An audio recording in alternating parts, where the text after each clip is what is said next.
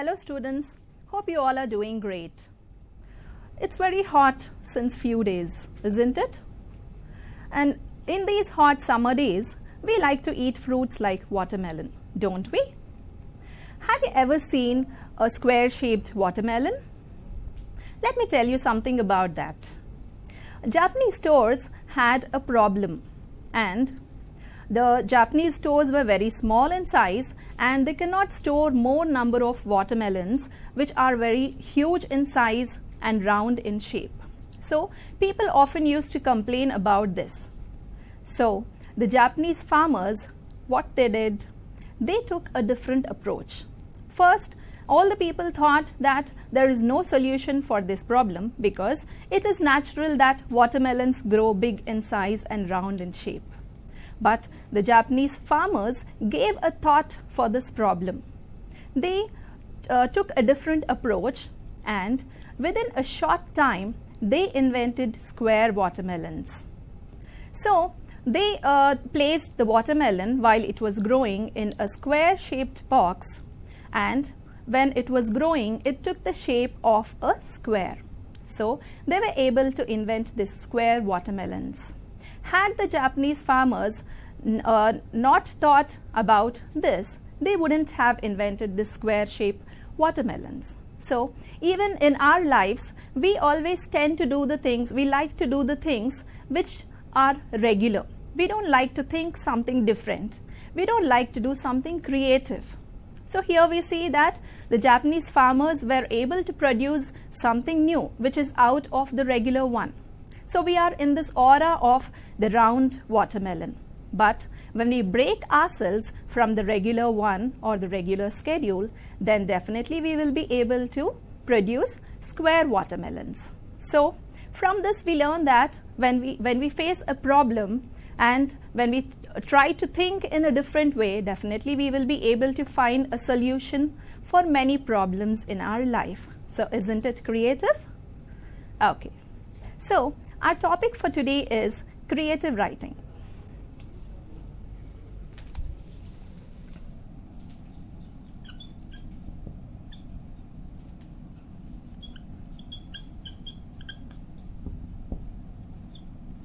Creative writing.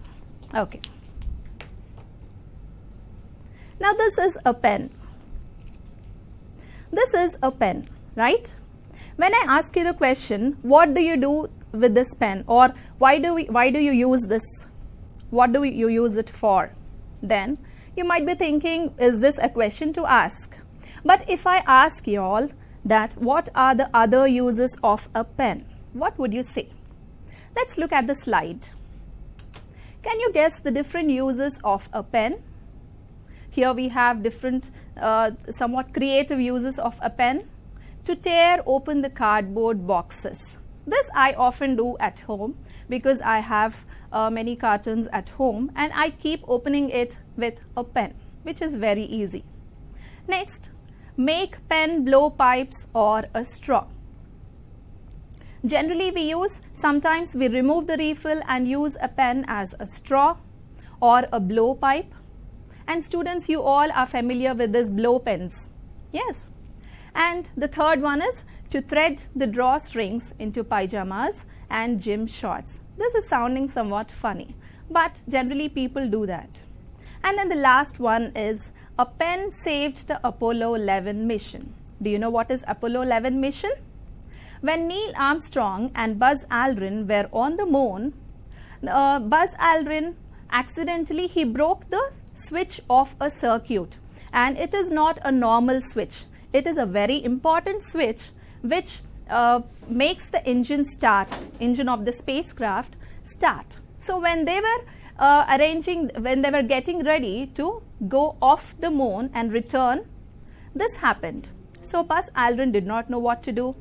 So he got an idea immediately. He took his felt-tipped pen and he inserted it and he pressed the switch with the help of this pen, and immediately the engine started. And this way they were able to return from the moon, without this pen they wouldn't have returned safely. So we can't expect what a small pen can do. So these are the creative uses of a pen. So this tells us something about creativity. Why am I telling all these things? So we, even in our day-to-day lives, we do the things in a creative way, but we don't know that there is creativity in us. So when we focus and when we give attention to that, then definitely we will realize that every person is creative in their own way. Let's look at the next slide. The benefits of creativity. We have many benefits of creativity. That is, it gives childlike freedom. When we start doing the things in a different way, it gives lot of freedom for us. Freedom in the sense that we will be able to think in our own way and we can use our own thoughts in whatever work we do. The next one is self-expression. We will be able to express ourselves effectively, and we get a chance to express ourselves to be creative enough in our own way. And then stress relief.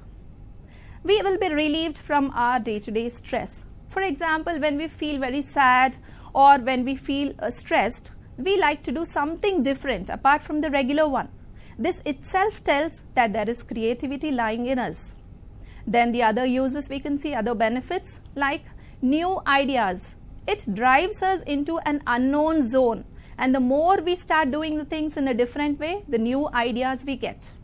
It improves focus and attention, and also it gives personal growth.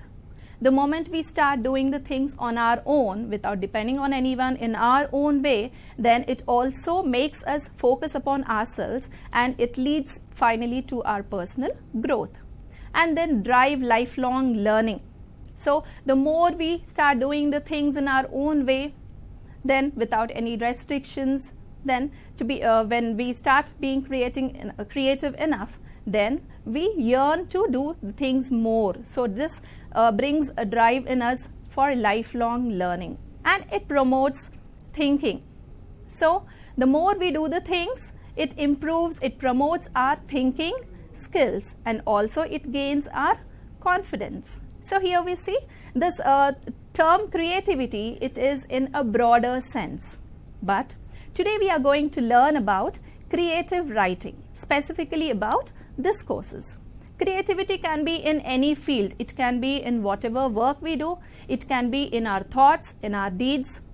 It is a very broader term. But today in our session, we are going to learn about something specific, that is creative writing discourses. Okay. Now, we are following discourse-oriented pedagogy presently. That is, in English especially, discourses are very important.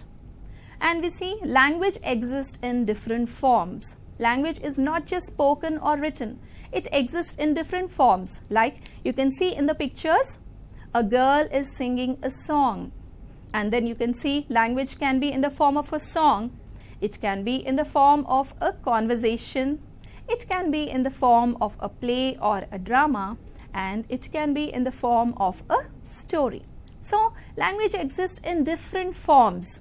It depends on the way we express ourselves. So if the child is given all these learning experiences in a classroom, then definitely we are following the discourse-oriented teaching or pedagogy. This is what is called as discourse-oriented pedagogy. When these learning experiences are provided to the pupils, then that teaching may be called as discourse-oriented teaching or pedagogy. Now, what is a discourse?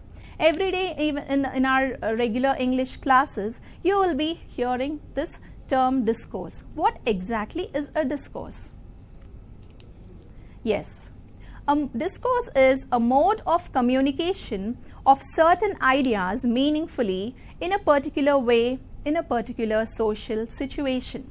So discourse is nothing but it acts as a mode of communication between two persons or among the members in a group, and it also helps to communicate certain ideas meaningfully depending upon the situation and in a particular way according to the particular social situation.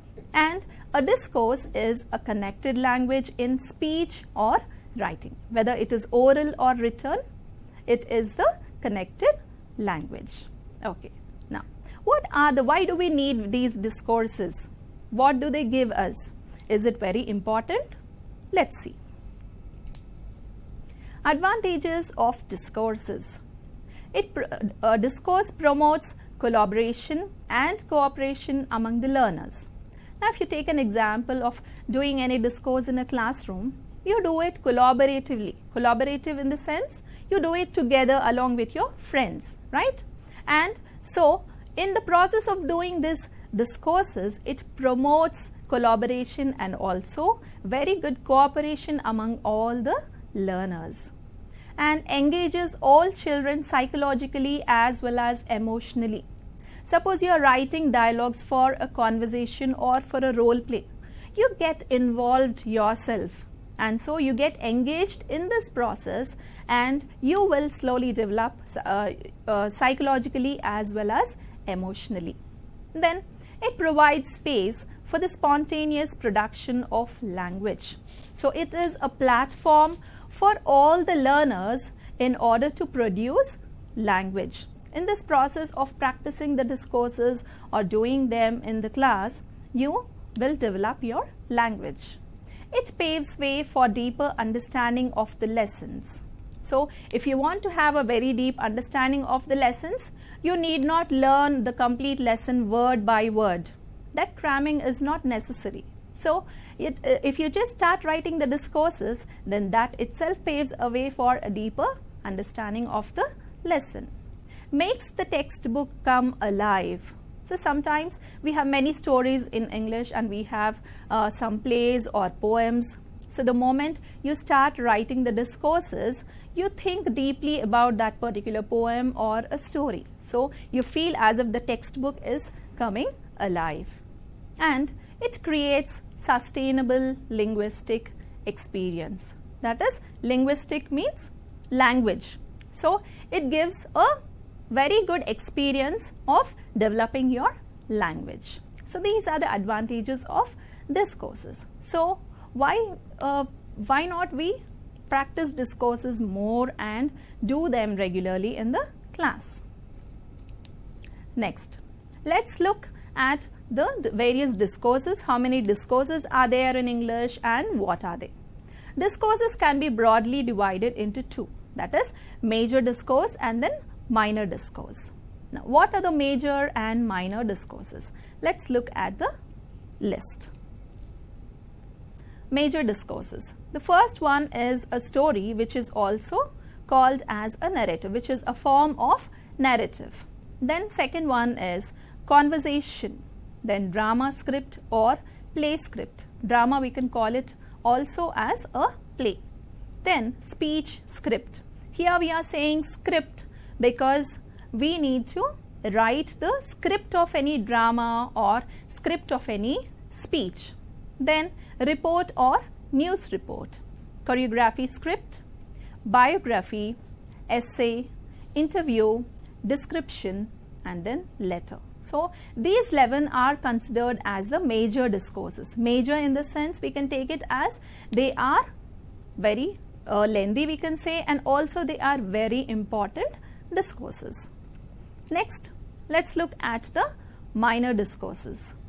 Message, notice, diary, poster, invitation, and profile. These 6 are considered as the minor discourses. Now, you may be thinking how to write these discourses. I do not know how to write. So, it's very simple. You just need to know the features of each and every discourse, or you can also say it as a format. Then, once you get to know the features of a discourse, definitely you will be able to write a discourse effectively. Let's look at a few discourses in detail, how to write them and what are their features. The first one is a news report. What is a news report? News report is nothing but it is a newspaper article. When you open a newspaper, all the news items which are there, those are the news reports or news article we can say. why do we read news? Because a news report informs the readers of what is happening around the world. To know the news of what is happening, we read newspaper and then we read the news report. So what are the features of a news report? If you just take one news item or news article from a paper and observe, you can see it has a headline. So headline is nothing but it is usually very brief, and it consists of only 4 or 5 words. A headline should not be very lengthy, or you should not describe anything in the headline. It should be very brief with 4 or 5 words in it. If you just open the newspaper and observe the headlines, you can just notice that it is very brief. And then below the headline you have byline, that is who wrote the article. You can see the name of the newspaper there. For example, Deccan Chronicle, and then date, otherwise Eenadu. So who wrote the article, that particular thing will be mentioned as byline. Then when the news paragraph starts, you can see first one very short paragraph, that is the introduction. This paragraph gives the overview of what the news is about. That is, it summarizes the complete news. It tells about who, what, when and where. So this will be there in the introduction. Then all the remaining paragraphs will start. That is called as the body of the news report. That is, it tells us how the incident happened and why it happened, what might be the reason. All these details will be clearly given in the body of the news report. Then apart from these, in a news report you can also observe various quotes. Quotes means suppose a person is saying something, then the exact words of that speaker will be in the quotations. That can be there in a news report. And then a news report can have a photograph which is related to that particular news. And then below the photograph, sometimes we see a caption, that caption related to that photograph. So all these are the features of a news report. When you get to know these features, definitely you will be able to write a news report. You won't feel that it is hard and you cannot do it. But when you remember all these features, then you can write a news report on any incident happening around. Let's look at an example of a news report. Okay, here is an example of a news report. You can see a car thief caught trapped in target vehicle. This is the headline, and below that you can see byline, that is a staff reporter and then date and then month. You can see there, that is the byline, who wrote the article. And then the first paragraph you can see, that is the introduction of the news report. It answers all the 5 W's, that is who, when, where, what and all. So this is just like the gist of that complete news item. Then follows the body of the news report. The remaining paragraphs you can see, that is called as the body of the news report. Then you can see a quotation in this, that is the man was saying something, the Australian police was saying the exact words of the man. The man, while breaking into the car, had locked himself in the car and cannot get out. So these are the words of the Australian police, and so because this is a direct speech, it is put in the quotations. Those are the exact words. And then that is a quotation. You can see a photograph also for this news report, and sometimes you have a caption also. So this is the way how a news report should be written. And in your exams especially, I would like to tell that these discourses are very much important and very useful for the SSC students. Now you all are going to write your exams from June 8th. So definitely these features will help you all how to write a news report, as it is one of the most important discourses. So these are the features of a news report. Next, let us look at another discourse, that is choreography script. This is also one most important, one of the important discourses, major discourses. What is choreography script? Choreography is nothing but it is a dance form through which the performers bring out certain themes. And let me tell you that a choreography is written for a poem.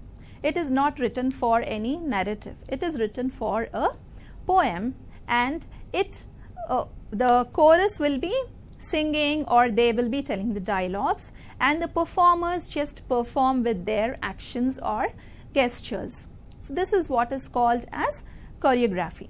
It is not like a skit, because the performers or the characters will not be telling any dialogues. It will be from the background. So it is a dance form through which the performers try to bring out through their actions, they try to bring various themes related to that particular poem. A poem can have one theme or it can have more than one theme. So it helps the learners develop deeper understanding of the poem. So once you start writing a choreography script, and once you perform that choreography, definitely you will get the deeper and the complete idea of the poem. So let's see what are the features of this choreography script and how to write it. Okay, so the features of choreography script, first is the name of the poem. Whatever is the title of the poem, you can mention here. Then the theme or the themes of the first stanza. So choreography script can be written stanza wise. That is, sometimes for a poem we have different themes for different stanzas. The overall theme of the poem will be one, and for every stanza again we have different themes. So we can mention the theme of each and every stanza and then write according to that particular stanza. We can write the choreography script. Instances of the theme. Instances means the examples. Whatever theme we are mentioning there, what are the examples of that theme from the poem? We can pick few lines which are supporting that theme and we need to mention it there under instances of the theme. Next, locations. Locations tell us, location is where the poem is exactly happening. What is the setup or what is a place, we can say, that comes under the location. Next, characters involved. What are the characters that we find in that particular poem? We need to mention the characters here. Then sequence of actions. For example, if in the poem we have different locations, then the scenes will be changed. If the complete poem is taking place in only one location, then probably it will have only one scene. So according to the scene 1, what are the actions which happened? What are the events that took place? We need to mention one after the other. These are the features of the choreography script. Now let's try writing the choreography script for a poem. That is, I took a poem here for y'all. Home they brought her warrior dead. So here I took only 2 stanzas, and now we will write the choreography script for these 2 stanzas. So what are the features? So to write the choreography script, we need to remember the features of the script, features of the choreography. The first one is name of the poem. Name of the poem.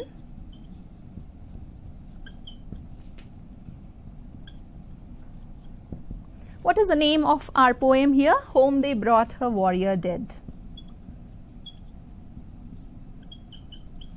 Home they brought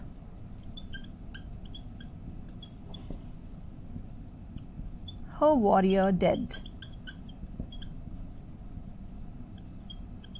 This is the name of the poem. Then do you remember what is the next feature?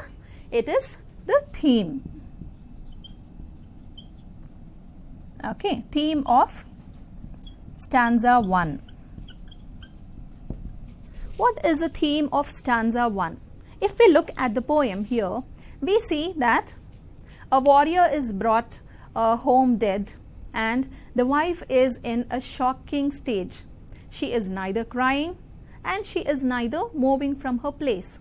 So the theme of the first stanza we can take as the shocking grief of a warrior's wife. So let me write the theme. Shocking grief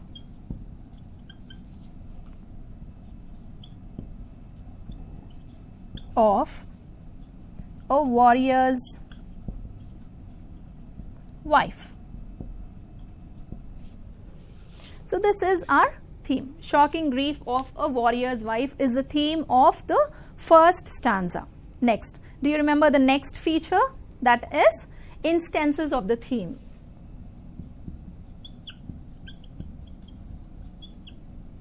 Instances of the theme. Now, what are the instances in the poem? If we see, the instances are she neither cried nor swooned. What is the meaning of swooned? Not to move. So, she nor swooned nor uttered a cry. We can write the same lines from the poem, that is, which are the examples of this theme. And we can also say she, all the maidens said she must weep or she will die. So we can write what all instances are there in that particular stanza. We are writing only one instance here. Then after the instances of the theme, after this, what is the next one? What is the next feature? It is location.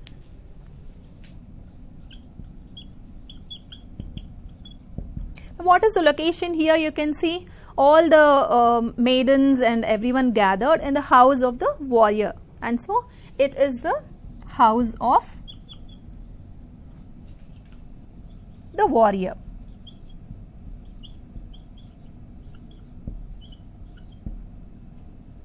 It is the house of the warrior. This is the location. Then the next feature is characters.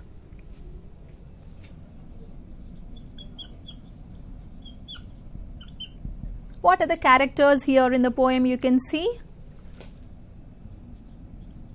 dead warrior, and then warrior's wife, warrior's child also we can see in the poem. We can see the maidens, and also we can see various people who gathered there in the house. People. These are the few characters which we see in the poem. Now, after characters, we have the final feature, that is the sequence of actions. Let me write the sequence of actions.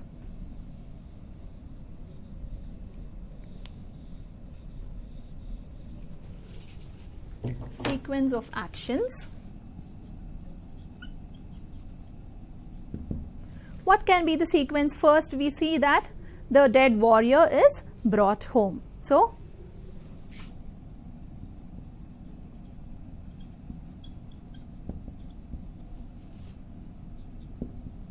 dead warrior is brought home. This is the first thing which happened in the poem. Then after that, what happened?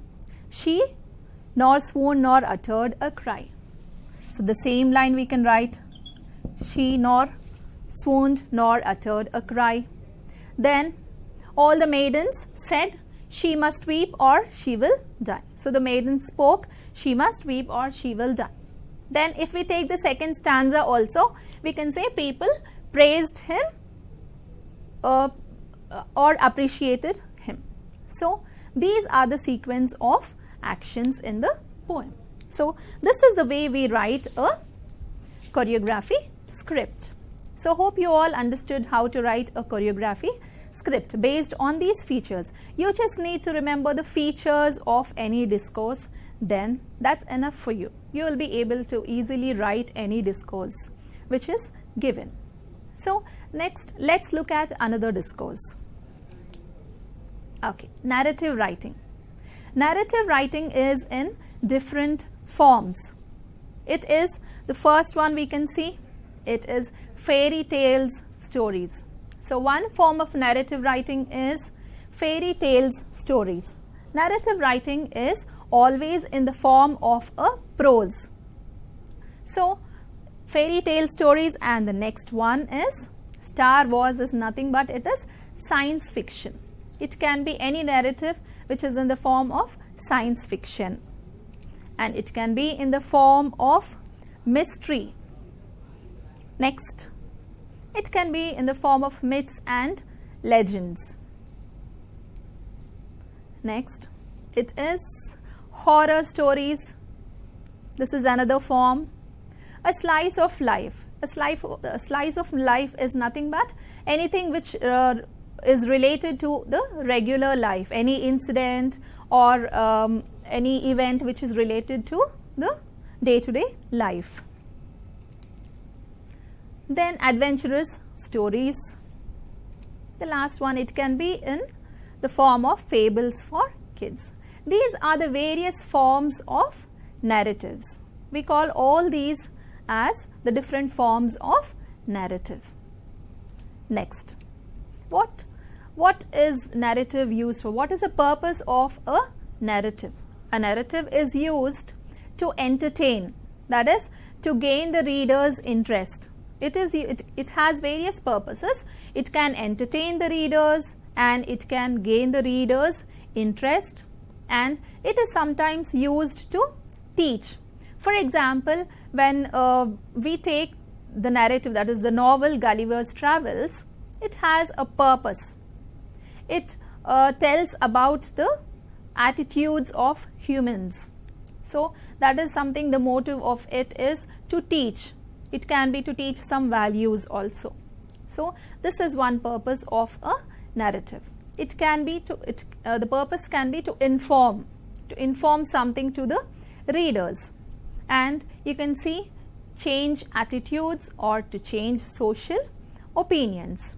So these are the different purposes of a narrative. Okay, let's look at how to write a narrative. What are the features of narrative writing? The first one is plot. That is, generally plot is nothing but it is the story. When you want to write a narrative, first you need to plan the plot of it. You need to plan the story of it. What is going to happen in the story, or what is going to happen next, one event after the other, you need to plan it first. Next is the setting. Setting is nothing but it is something related to the location. Where will the story take place? At which place? And then when will the story take place? At what time, or in which season, or which month, or which day? Anything can come into this. So you need to plan the setting of a narrative. Then characterization. What is characterization? Who are the main characters? So just now we wrote the characters in the poem. Similarly, who are the characters in that particular narrative? What do they look like? So when you write a narrative, this is also very important. How do the characters look?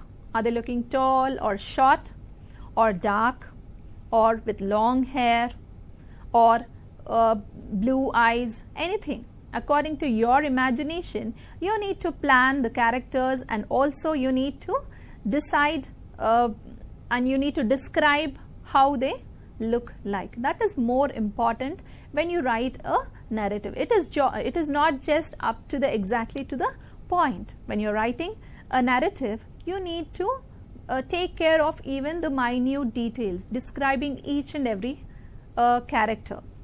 Then structure. How will the story begin? What will be the problem? How is the problem going to be resolved? So these questions should be in your mind when you start writing a narrative. How will the story begin? So whether you want to begin the story describing about a person, or whether you want to begin the story in some village, imaginative village, or in whatever way you want to begin the story, you need to decide it for yourself. And then what will be the problem? Generally for narratives, we observe that there is a problem in it, and finally it will be resolved and everyone will be happy. So when do you want that problem to arise? At which point of the story? and then when do you want the problem to be resolved, and who is going to resolve that problem. This complete overall structure is very important. Before you write a narrative, you need to have a rough plan of all these things. So when you want to have a rough plan of it, you need to remember the features of narrative writing. These are the main features, and more we have features, that is theme. Theme is also very important. What is the theme you would like to have for your story? That is, the writer should be informed about that. He should know what would be the theme for his story. Whether you want the theme to be very sad, or you want the theme to be very happy, or whatever it is, according to your own imagination, you should have this feature also in your mind. Next, so these 5 are the very important features. Previously we have seen plot, setting, characterization, structure and theme. These 5 features are very important when you before you start writing a narrative. Next, there are a few more features which also help you all when you write a narrative. That is the language. What language should we use when we write a narrative? That is, here you see one example. The old woman was in her way. Instead of saying this, we can use the action word like the old woman barred her way. This gives more effect to your story, to your narrative. And then the language should be, it is sometimes in the first person, or it can sometimes be in the third person. It depends upon the writer. Suppose you wish to write as it is your story, then you will be writing it in the first person.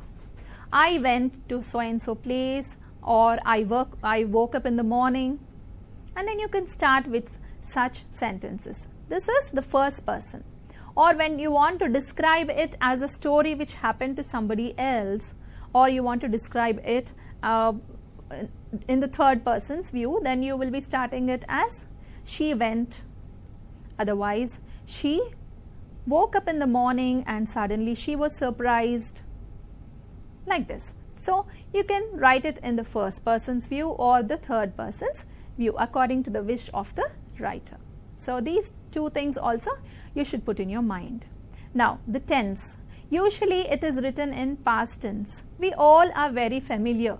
A story means, the moment we say a story, once upon a time there was. So generally a story we describe it in past tense. When you want to describe about any movie which you saw yesterday, you will be describing it in past tense, but you don't observe the tense of it. So generally when you focus upon this, or when you start reading a story, you see that usually it is in past tense. Then the next one is connectives, or linking words to do with time. What are connectives? It can be the words like so, therefore, then, however, since, and many more. Most of them are conjunctions which connect the sentences. There will be the connectivity between the sentences and that continuity also. So connectives are also very important when you write a narrative. Next, we have more features like the use of senses or imagery or simile. What is a simile? Simile is when we compare 2 things. For example, when we say he is like a lion, then we use the words like or as. So such sentences are called as similes. This comparison between 2 things. So imagery. Imagery is when we read any story, sometimes it depends on the writer how creative he writes the story. So when he starts describing even the smaller things, then we can easily see that imagery in front of our eyes. We can see the images of, for example, if a sea is described, then immediately the way it is described itself gives the images of in front of our eyes. So this is also very important. So overall we can see, what does it smell like, or it taste like, feel like, or heard, seen, all these details can be the imagery or simile. Then we will see one example here. The sea looked as rumpled as a blue quilted dressing gown. See how the writer is describing the sea. The wind wrapped me up like a cloak. What is a cloak? It is a long coat, we can say. So this the description should be like in this way, so that it creates a very good impact or a very good effect on the readers. Next, we have rhetorical questions. This is also one of the features of a narrative. Rhetorical question, what is it? Rhetorical question we ask anyone when we really don't want any answer from them. They are asked, rhetorical questions are asked simply to create a dramatic effect, or when the writer wants to express a particular idea, then he uses a rhetorical question. He wants to introduce any topic. Then, for example, have you ever built a tree hut? So probably the writer wants to slowly introduce something about a tree hut. Then he is asking this rhetorical question, have you ever built a tree hut? So when we really don't want any answers, or when we want to create a dramatic effect, we use rhetorical questions also. So these also can be used in a narrative. Conversations or dialogues. Now sometimes a story can start with the dialogues, then the story continues. This also we have observed in few of the stories. So these can be used as an opener, that is the beginning for any narrative. It can be with conversations or dialogues. It can be in a very creative way, depends on the writer how he or she is writing a narrative. So these are the various features of a narrative, and if you just put these features in your mind, then definitely you will be able to produce a very good narrative. So the main features of it you need to remember in order to write a narrative. Next, let's look at another discourse and what are the features of it. Okay, the notice writing is a minor discourse, but it is very important. In our day-to-day life, we will be hearing this term notice, and even in the school sometimes the principal will be sending notices to the students and to the teachers, informing them about something. So a notice is nothing but it is a formal means of communication. When you want to communicate something or inform something to a group of people, the purpose of a notice is to announce or display information to a specific group of people. So you can't go to each and every person and inform them, and in a formal way you need to write a notice and inform a group of people about anything. So notices are meant to be pinned up on a specific display boards, whether in schools or in public places. Even in public places also, sometimes in parks or in railway stations, we see notice which is pasted on a wall, that is, do not litter or do not smoke. These are one-line notices, but a formal notice has various features to be followed, and if you remember those features, it will be very easy for you all to write a notice on any topic. Let's look at the features. Now here I took one notice which I wrote, and you see various features in it. The first one is name of the issuing authority. This is very important. When you write a notice, the first thing which should be on the top is name of the issuing authority, that is, who is issuing that particular notice. Here I took TSWRS. It can be the name of any school, and suppose if you are getting a notice from the head office, for example, then it can be TSWREIS. So that particular person or the organization who is issuing the notice, that name should be on the top. then followed by the heading notice, that is and then followed after that is headline. Headline is nothing but it tells us about the topic of that notice. What is the topic we are giving? What is the notice about? So here we have FET. You know what is a FET? When I was at school, we used to have FET regularly in the school. That is when I was studying. Every year, November 14, that is on Children's Day, we used to have FET in the school. That is arranging stalls, different stalls, and the teachers used to sell eatables, and also students used to play games. So these are the various stalls. Even in our schools also, we have FET. That is in Entrepreneur Club, we have students preparing various eatables and arranging stalls in the schools. This is called as FET. So the notice is about this FET, so that heading headline should be there. Then left hand side you see date, 7th November 2019.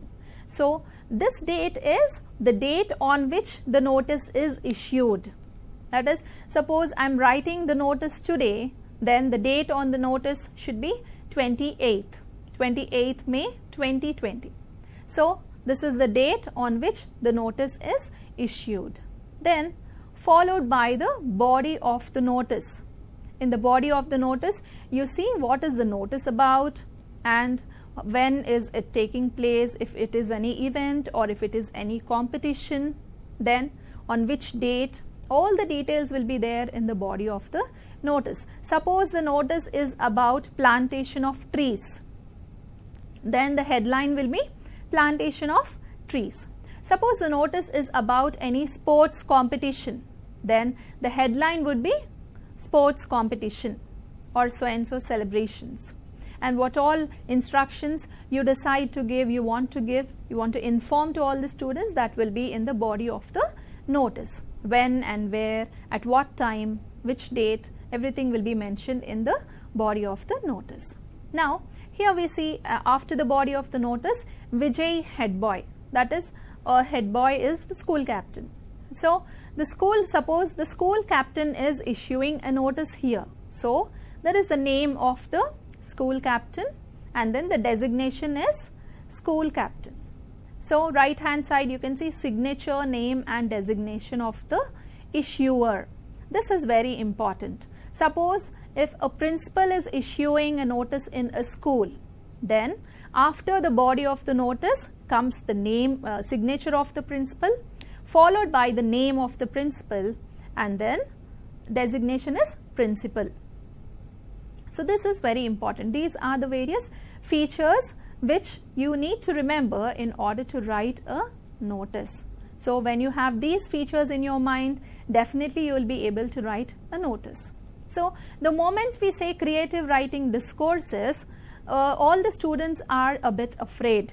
You think it is impossible, I can't, because you need to write something on your own and you don't have ready-made answers. But when you remember these features and when you focus on these features, definitely you will be able to write. When you think it is possible, then it will be definitely possible for all of you. So remember the features the next time when any notice is given, because this is one of the most important minor discourses, and even in your exams you will be getting it. So whatever question is given, when you're asked to write a notice for any topic, whatever it might be, if you just remember the features, that is enough, and each feature also carries the marks. So remember the features the next time when you write a notice. Okay, let's look at the next slide. We have 3 more minor discourses, that is poster or advertisement or invitation. We have different features for different discourses, but in common for poster or advertisement or invitation, we have few features which are in common. Let's look at them. A picture or a caption which is catchy to the eye. So generally in a poster or advertisement, it looks very attractive. Why? Because we have pictures in that. We have a picture or we have a caption which is highlighted, which is very catchy to the eye, that is, which is very attractive to the eyes. So it can consist of a picture or a caption. And then brevity and to the point expressions. To the point expressions is, you don't need to write lengthy sentences in a poster or advertisement or invitation. You just need to write very brief sentences. Brevity itself tells us that you need to write sentences which are very brief. Then comes details like purpose or context. Suppose when we make a poster, we need to know the context of it. What are we making the poster for? What is the purpose of our poster? And then the venue. Suppose the poster is about any event which is going to take place. Then you need to mention the venue also. Where is it going to take place? At which place? And then date. And then time. Program details, attractions, etc. You need to give, if the poster is about any particular program which you are going to organize, then it should have the complete details of the program. And remember that these details should be very brief, not in the form of lengthy sentences.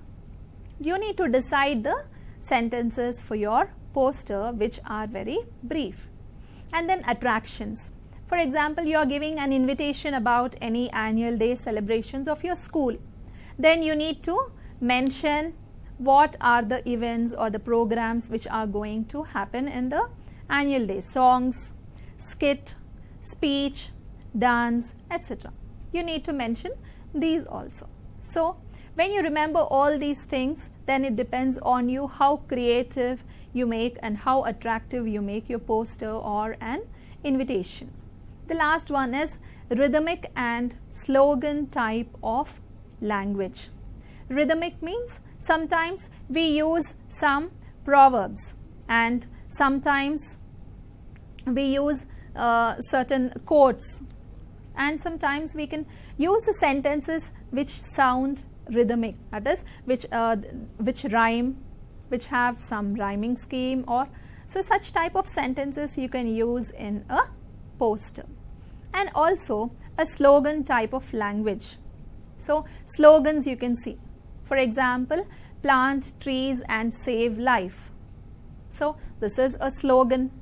So whatever the poster is about, first when you decide the purpose of the poster, then related to that you can write as many slogans or as many quotations which you like.